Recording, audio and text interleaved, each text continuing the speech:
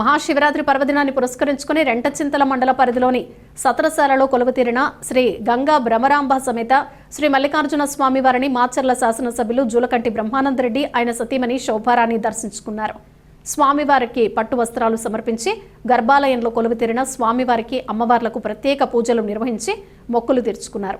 అనంతరం భక్తులకు ప్రసాదాలు అందజేసి ఏర్పాట్లను అడిగి తెలుసుకున్నారు. ఈ సందర్భంగా ఆలయ కమిటీ సభ్యులు ఎమ్మెల్యే దంపతులను ఘనంగా సత్కరించి జ్ఞాపికను అందజేశారు.